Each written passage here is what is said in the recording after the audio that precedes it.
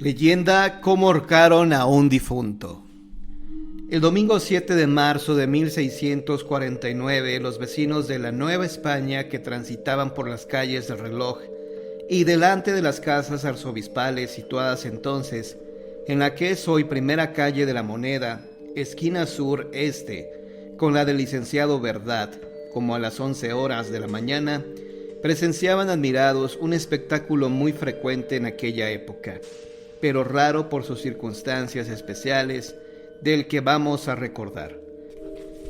Cabalgando en una mula de albarda, con un indio en las ancas de la mula que lo sostenía para que no cayese, iba el cadáver de un portugués, y al son de trompeta y voz de pregonero se hacía público el delito que había cometido en vida.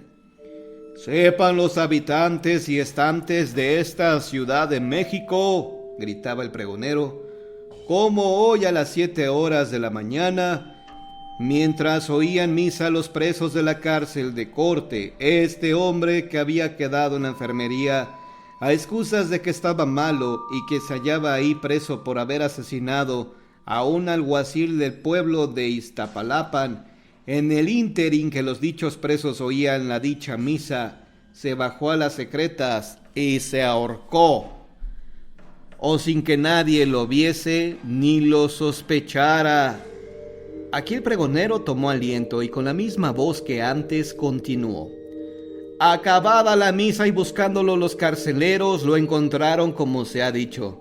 Dióse cuenta a los alcaldes de Corte y hecha averiguación de que ninguna persona lo había ayudado ni aconsejado a consumar en sí mismo tan temerario delito, se pidió licencia al arzobispado para ejecutar en él la pena capital a que había sido condenado por el homicidio del alguacil de Iztapalapan, pues sin esa licencia no se le podía ejecutar. Por ser hoy día del santo doctor Tomás de Aquino y Domingo, además, y visto los autos, concedió el permiso la autoridad eclesiástica y la justicia ordena que hoy sea ahorcado el difunto en la plaza mayor de esta ciudad, para que sirva de escarmiento y de ejemplo».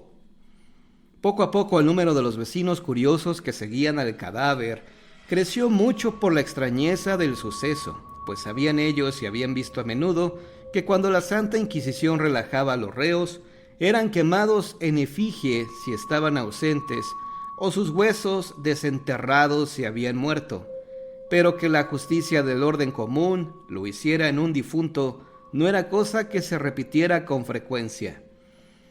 Después del paseo por las calles, la comitiva y el portugués, dijo su cuerpo inanimado, hizo alto en la plaza mayor y al difunto la ahorcaron frente al Real Palacio, en el sitio en que se elevaba la picota pública, ajustándose a las propias ceremonias con que se ahorcaban a los vivos. Excepción hecha de no llevarle al Cristo crucificado llamado Señor de la Misericordia, que siempre acompañaba en las ejecuciones a los reos que no fueran suicidas o impenitentes como lo había sido el pobre portugués. Dejaron colgado el cadáver muchas horas y como desde la mañana de aquel día se levantó un aire tempestuoso y mucho polvo que arrancaban los tejados, levantaban los mantos y las faldas de las mujeres, las capas de los hombres que arrebataban sombreros, ropas fendidas en las azoteas, que cerraba y abría las puertas de ventanas, balcones y zaguanes, que hacía volar las sombras de petates de los puestos de la plaza, que silbaba a veces iracundo y a veces quejumbroso, que en fin era tan fuerte que habían instantes en que se tocaban solas y lúgubremente las campanas de las torres de los templos y de los monasterios. Todos los vecinos espantados atribuyeron el huracán que soplaba y el polvo que se remolinaba en las calles y plazuelas al crimen perpetrado por el portugués en el alguacil de Iztapalapan y en su propia persona. Y como era domingo, los muchachos de la ciudad se alteraron en sus juegos y oyendo las consejas que se contaban en sus casas, dieron y tomaron en que era el mismísimo demonio el portugués suicida, y con tan demoníaca idea fueron gritando y pregonando por las calles hasta llegar a la plaza mayor. y aquí le hacían cruces al cadáver del ahorcado, diciendo que era el diablo, y que por él rugía el viento y rabiaba el polvo en furiosos remolinos. No contentos los muchachos con ponerle cruces con los dedos y apedillarle como quedaba dicho, le estuvieron apedreando por gran rato, hasta que bajaron los ministros de la justicia el cuerpo de aquel desgraciado portugués, tan bárbaramente escarnecido, y lo condujeron a la albarrada de San Lázaro, donde lo arrojaron en las aguas pestilentes de la laguna de los Patos. El cronista don Gregorio Martín de Guijo, quien es el autor del relato que hemos hecho, lo cierra con estas cristianas palabras: Dios no dé muerte con que lo conozcamos.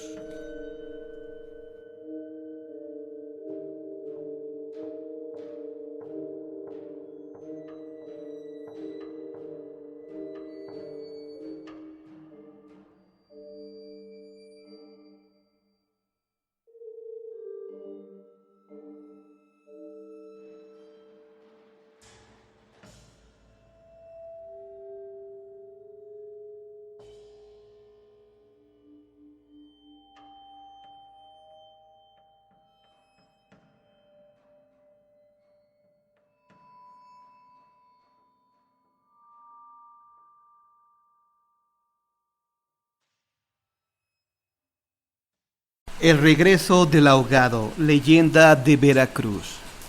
Para conocer el inicio de esta historia tenemos que remontarnos al año de 1607, cuando gobernaba don Luis de Velasco II. Desde ese entonces se comenzó a hablar de este hecho tan siniestro y difícil de creer, pero conozcamos todo. Ocurrió que todas las naves que procedían de Cuba naufragaban o eran abandonadas por sus tripulantes sin causa alguna.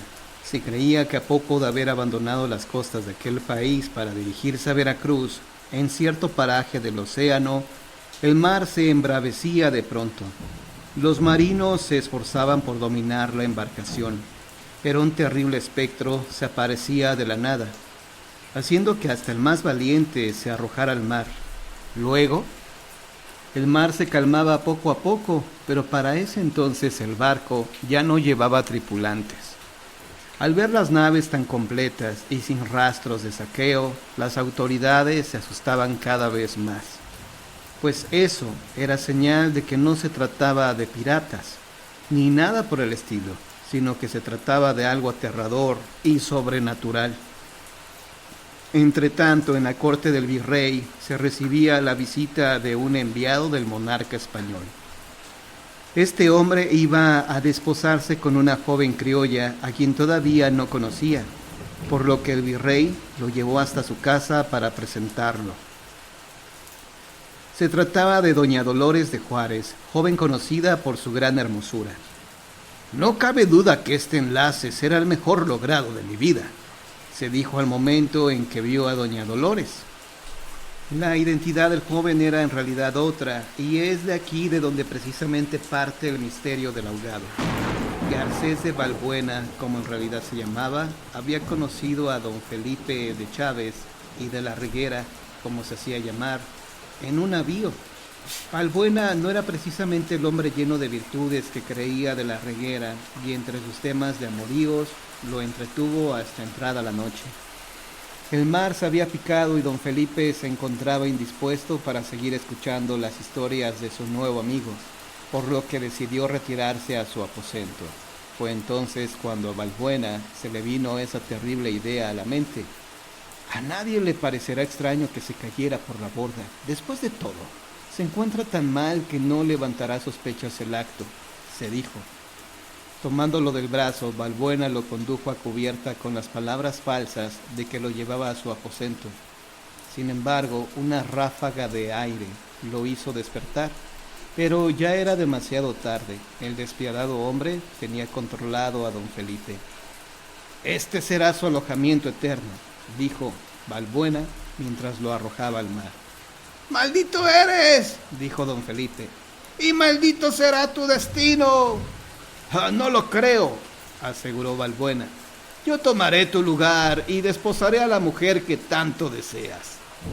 No te saldrás con la tuya, afirmó don Felipe mientras caía al mar. ¿Olvidas que ni siquiera te conoce? Las olas del mar terminaron por sepultar a don Felipe, quien en vano gritó varias veces para que alguien lo ayudara. Los días pasaron y Balbuena se trasladó al aposento de don Felipe y de ahí no salió. Fingía que estaba enfermo, pues de esa manera nadie lo reconocería.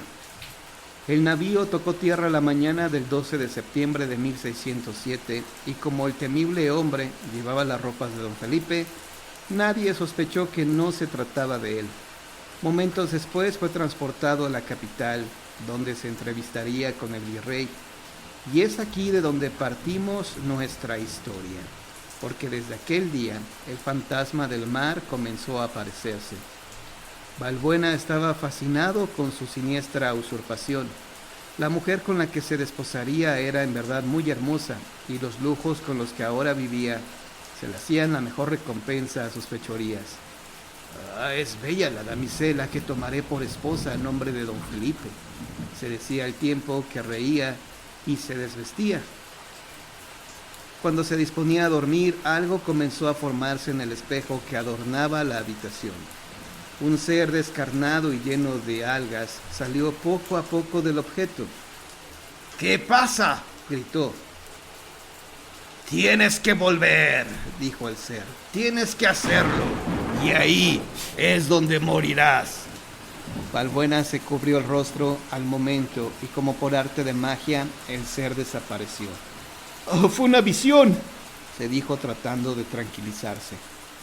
Apuró un jarro de agua para refrescar su garganta, que había quedado seca por la espantosa impresión. Más tranquilo se dispuso a acostarse. Los preparativos para la boda del visitador con la hermosa doña Dolores se iniciaron. Balbuena no cabía de gusto, pues la usurpación lo había liberado de todos sus pesares, además de que la forma recatada de la dama lo ansiaba cada vez más. Así llegó la víspera de la ceremonia. El falso don Felipe se retiró a su habitación, saboreando la aventura que se le avecinaba. Pero cuando se sentía más tranquilo, aquella voz sepulcral volvió a salir del espejo. «¡Tienes que volver!», decía. Balbuena sintió que el cuerpo se le helaba, porque ahí, en un rincón de la habitación, se encontraba el fantasma. «Tienes que volver al lugar donde me ahogaste», dijo el ser mientras se desvanecía. «No encontrarás paz en este mundo hasta que vuelvas al lugar donde espero». Cuando el espectro se desvaneció, un silencio eterno se hizo en la habitación. Balbuena aún no se reponía, estaba aterrado, pues en su vida había creído en los fantasmas y ahora, a causa de su infamia, se veía perseguido por uno. Se metió en el lecho, pero no pudo dormir. A cada momento se imaginaba oír que regresaba el ánima de don Felipe. Al amanecer se apagó la única bujía que alumbraba la estancia y Balbuena se incorporó asustado. Aún pálido y tembloroso por las impresiones, el falso don Felipe se presentó en el templo donde ya esperaba a su prometida. Momentos más tarde pudo tranquilizarse al ver que nada había ocurrido. En casa se celebró un banquete espléndido y la fiesta se prolongó hasta muy entrada la noche en que los novios se retiraron a su aposento. Era la hora perfecta para que el hombre acercara su boca a los labios vírgenes de la doncella, pero antes de que pudiera rozarlos, ella lanzó un espantoso alarido, desprendiéndose de los brazos de su esposo. La joven retrocedió mirando asustada hacia la esquina de la habitación. «¡Mira, esposo mío!», dijo ella. La dama creyó enloquecer de terror al ver que aquella aparición se acercaba lentamente. «Tienes que venir», dijo el fantasma con voz ahuecada. «No te has casado conmigo. Yo soy Felipe Chávez». «¿Qué dice?», gritó ella asustada. La joven miró a su esposo buscando de él consuelo, pero estaba tan paralizado que nada hacía para ayudarla. El fantasma tomó con dulzura a la muñeca de la dama, pero ella no resistió y cayó desmayada.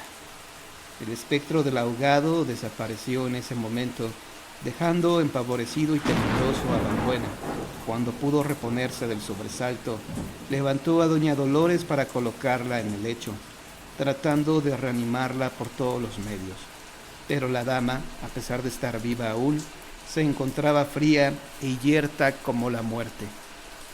Intentaron aplicarle todos los remedios conocidos, pero nada pudo reanimarla. Siempre que el falso don Felipe intentaba hablar con su esposa, se escuchaba la sepulcral voz. Pasados algunos días, el fantasma volvió a salir del espejo, pero en esta ocasión llevaba un fin: llevarse a doña Dolores. «He venido a llevármela», dijo tomándola del brazo. «¡No!», gritó Balbuena. Y aunque intentó rescatar a la dama, el viscoso fantasma la levantó sin ningún contratiempo. Al acudir los sirvientes a la habitación, encontraron muerta a la señora y enfermo al visitador. Varios días los pasó enfermo, hablando constantemente en su delirio del aparecido que lo atormentaba. «No iré», decía entre fiebres, «no lo haré, no iré al mar, no volveré a Veracruz». El virrey estaba enterado de la enfermedad del visitador y creyó muy prudente el escribirle a su familia en España. Al recibir la respuesta, se apersonó en el aposento del convaleciente para darle la noticia. «Te traigo buenas noticias, visitador», dijo el virrey. «Su Majestad, apenado por su actual situación, ha decidido que vuelva con su familia a España». Al escuchar esto, Balbuena se vio acorralado en su propia trampa. Pensó en escapar, pero la debilidad se lo impedía. Días más tarde, unos caballeros llegaron para conducirlo hasta Veracruz. Balbuena aún pensaba en el modo de escapar, pero no contaba con las fuerzas suficientes para hacerlo. Y sin poder evitarlo, Balbuena se encontraba a bordo de un navío que cargaba mercancías y diezmos para España. Fatigado, se echó a dormir, pero al anochecer se enderezó sobresaltado. «¡La profecía!», dijo. «¿Qué le sucede?», dijo uno de los tripulantes que lo acompañaban. «Oh, vamos para Cuba», replicó con miedo, «y pasaremos por el sitio donde él me espera». El tripulante estaba asustado, pues ya no era de extrañarse que el hombre estuviera loco. Como pudo, se zafó de las manos de Balbuena, que no dejaba de decir disparates, y fue en busca de ayuda. «¡Ah, se ha vuelto loco!», dijo. Todos acordaron que lo mejor sería encerrarlo. De esa manera no representaba un peligro para la tripulación. Pero cuando le estaban echando cerrojo a la puerta, él gritaba sin consuelo. «¿No entienden? ¡Vendrá por mí! ¡Tienen que abrirme!». La tripulación empezó a alarmarse ante los gritos y las palabras extrañas que proferían los labios de Balbuena. «Tomaremos guardia», dijo uno tratando de hacer frente a las incoherencias que decía el visitador. Todo pareció calmarse, pero cuando la noche cayó, el cielo empezó a encapotarse y grandes moles de agua se levantaron del océano. De pronto comenzó a formarse el siniestro remolino que algunos marinos conocían. «¡Es el fantasma!», gritó uno. Del mar surgió la figura espectral y aterradora de don Felipe que decía: «¡Garces de Balbuena!». El asesino estaba escuchando todo lo que se decía arriba. Sentía que la piel se le erizaba de miedo. Después, y casi sin pensarlo, se puso de rodillas y comenzó a orar. «Tienes que venir conmigo», dijo el fantasma, apareciéndose en su aposento. «No quiero ir», dijo Balbuena, sujetándose de una viga. Los ocupantes del barco aún estaban paralizados de horror cuando vieron que la puerta del camarote de Garcés se abría para dar paso al fantasma. Atrás de él, dando alaridos, venía don Garcés impulsado por una fuerza extraña. «¡No!», gritaba con fuerza. «¡Tienen que ayudarme! ¡No dejen que me lleve!». Cuando el fantasma se paró junto a la borda, el remolino se volvió a formar. Luego se arrojó junto con Garcés sobre él. Todo volvió a la calma mientras los acompañantes de Balbuena se miraban perplejos, sin atreverse a mover un dedo. Desde entonces los habitantes de Veracruz aseguran que don Garcés se aparece todas las noches en aquel punto donde el fantasma de don Felipe lo hundió. Su propósito es llevarse a alguien para que ocupe su lugar y pueda descansar, pero esta persona se dice que tiene que ser de sentimientos ruines como los de él. Sin embargo, poco después de su muerte, la ruta fue modificada y hasta la fecha no ha habido un barco que pase por el lugar exacto, por lo que el fantasma solo se deja ver a lo lejos.